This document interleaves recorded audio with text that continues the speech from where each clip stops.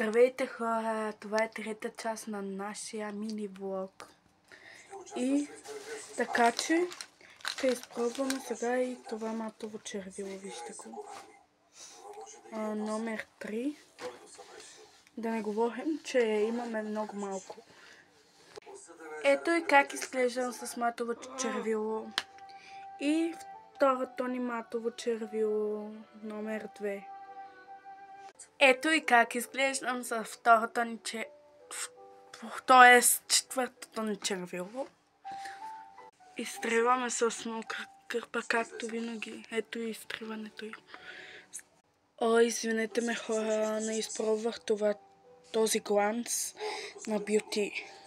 Сега ще го изпробвам. Между другото много хубаво мирише на ванилия и много хубаво изглежда.